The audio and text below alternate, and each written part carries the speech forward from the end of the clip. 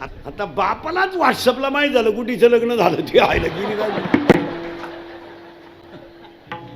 शैल आपली गुड्डी गेली का काय?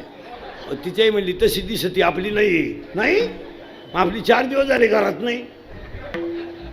संस्कृत बदलली.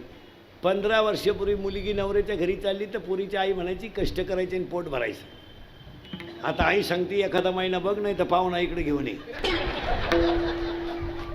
त्याला आपण टपरी टाकून पुरीनो. तुमच्या बापाच्या दारात आहे ना अशी 2-3 वर्षात रांग लागणार आहे, रांग. मुलगी द्या मुलगी द्या, फक्त तोवर तुम्ही घरात राहिल्या पाहिजे. त्याच्या धबधब्याखाली काय उपयोग त्याला?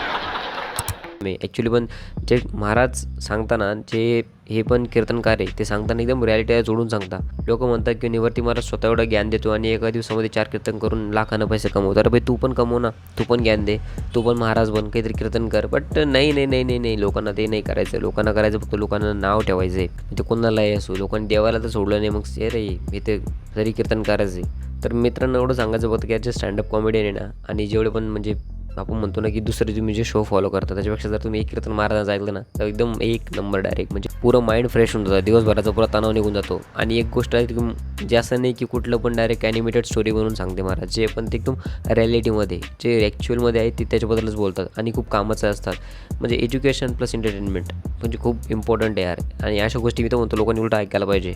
हे कीर्तन ऐकल्यानंतर बऱ्याच जणांचे डोळे डोकं आणि सगळंच उघडलं पाहिजे. सो इथं म्हणू शकतो की यार निवर्ती महाराजांचं कीर्तन आहे ना मस्ट वॉच यार, कोणी पाहिलंच पाहिजे, सगळ्यांनी बघितलं पाहिजे. आणि आपण आपल्या लहानपणी असताना आपलं जेवढे पण एजवाले ना 20s मधले ते सगळ्यांना लहानपणी निवर्ती महाराजांचं कीर्तन ॲज अ फन म्हणून ऐकलेलं आहे. पण जसं आपण मोठं होत चाललो ना आपल्याला समजतं की जे माणूस जे बोलतो ना एकदम रिॲलिटीला जोडून बोलतो. सो आय होप हा व्हिडिओ तुम्हाला नक्कीच आवडला असेल. आणि निवर्ती महाराजांचं तुम्ही जर फॅन असाल तर तुम्ही पण एक व्हिडिओला लाईक करू शकता, चॅनलला सबस्क्राईब करू शकता. भेटूया पुढच्या व्हिडिओमध्ये. तोपर्यंत सर्वांना बाय बाय.